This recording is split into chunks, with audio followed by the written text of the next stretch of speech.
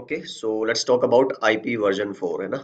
तो इंटरनेट जो प्रोटोकॉल है हमारी जो काम आती है नेटवर्क लेयर पे आपके डिवाइस आइडेंटिफिकेशन के लिए, तो ताकि आप सोर्सेज को डेस्टिनेशंस को पहचान पाओ वर्ल्ड वाइड नेटवर्क के अंदर।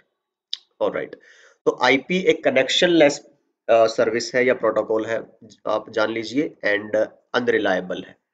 Connection less, unreliable and datagram protocol which provide only best effort service। तीन चार कीवर्ड है यहाँ पे, थोड़ा सा ध्यान देंगे। पहला तो देखो कि ये एक डेटाग्राम सर्विस है। डेटाग्राम का मतलब समझेंगे कि जो बिगर डेटा है, जैसे मैंने पहले भी बताया है आपको, लास्ट जो डेटाग्राम अप्रोच थी पैकेट स्विचिंग की, है ना, उसके अंदर भी, कि जो बिगर डेटा है आपका एंटायर डेटा, उसको जब आप छोटे पार्ट्स में डिवाइड करते हो, तो उन छोटे पार्ट्स को आप क्या बोलते हो? डेटाग्राम। डेटा का छोटा पार्ट डेटाग्राम कहलाता है बेसिकली। अच्छा, और हम टीसीपी में इसको डेटाग्राम क्यों नहीं बोलते? ट्रांसमिशन कंट्रोल प्रोटोकॉल बोलते हैं, यूजर डेटाग्राम प्रोटोकॉल बोलते हैं यूडीपी को। तो डेटाग्राम की भी एक यहाँ पे सिग्निफिकेंस ये होती है कि ऐसे पैकेट्स, ऐसे smaller parts of bigger data which are unrelated to each other, जिनकी रिलायबिलिटी की उस प्रोटोकॉल की गारंटी नहीं है। जैसे यूडीपी में डेटाग्राम बोला, तो यूडीपी डजंट गारंटी कि जो सेंड किया जा रहा है सेंडिंग साइड से, वो एग्जैक्टली और उसी ऑर्डर में रिसीवर पे रिसीव होगा। No, that was unreliable protocol. Datagram protocol, UDP भी वैसी थी, आईपी भी डेटाग्राम और अनरिलायबल। देखो दोनों जगह जब डेटाग्राम है तो अनरिलायबल लिखा हुआ आता है, बिकॉज आईपी भी क्या करती है, जो डिलीवरी ऑफ पैकेट कराती है, उसमें गारंटी नहीं देती कि भाई रिसीवर पे सारे पैकेट वो आएंगे, नहीं। अगर वो आपको गारंटी चाहिए तो as we talked about earlier in the videos, you need to take help of the upper layer protocols like TCP.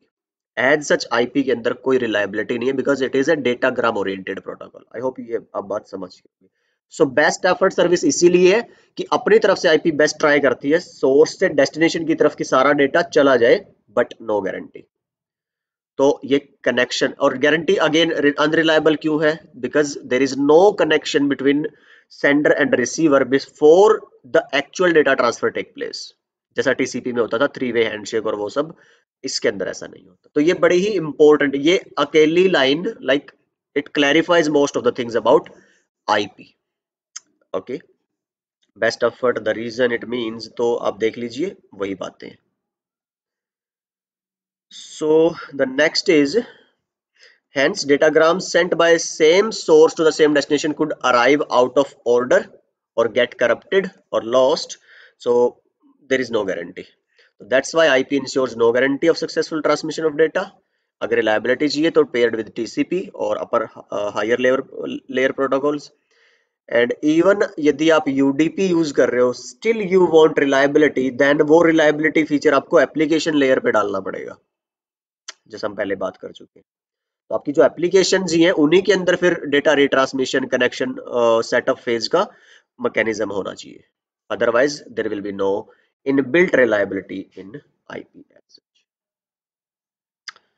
Okay, then datagram मैंने आपको भी जैसे बताया कि जो पैकेट्स होते हैं आईपी के अंदर, उसको हम क्या बोलते हैं? डेटाग्राम। सो डेटाग्राम क्या है? वेरिएबल लेंथ पैकेट है जिसका दो पार्ट होते हैं। एक तो वो डेटा जो एक्चुअल डेटा आपको भेजना है, प्लस वो नेटवर्क में भेजने के लिए आपको इन्फॉर्मेशन डालनी पड़ती है, तो वो इन्फॉर्मेशन हम हेडर बोलते हैं।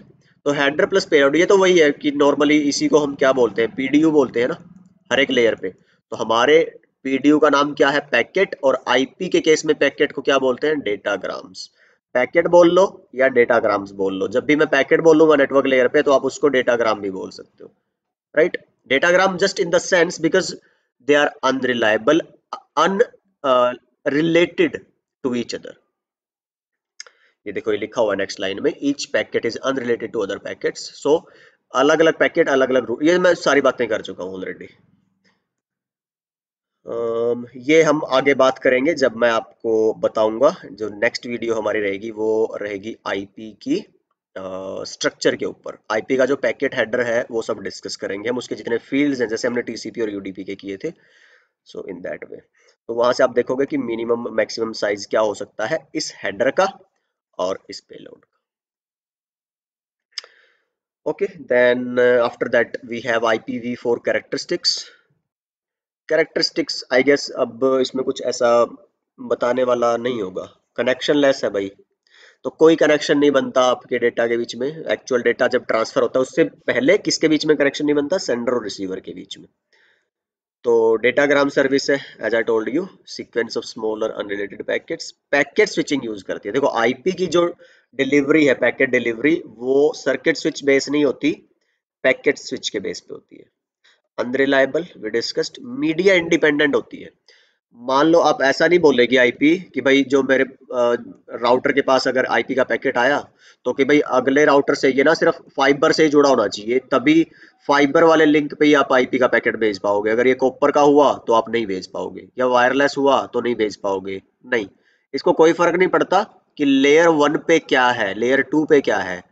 लेयर 3 के आईपी जो है वो आपकी मीडिया इंडिपेंडेंट है। किसी भी तरह का आप connectivity between devices you can use and still the data packets, IP packets will be routed and transferred from source to destination. So that's why it is a media independent protocol. तो that's it I guess. एक small C छोटी सी short and sweet सी हमने video रखी है on the introduction of IPv4। तो एक major अगर आप देखोगे, ये फर्स्ट लाइन ही है जिसके अराउंड हमने ये 5-6 मिनट स्पेंड करी है। And you should have a firm understanding of this single thing about IP। And on that note, in next video will talk about the IPv4 header data. अच्छा, ये V4 V6 क्या है, ये अगर आप बिल्कुल ही नए हैं तो will explain in one of the very upcoming videos कि क्या IPv4 है।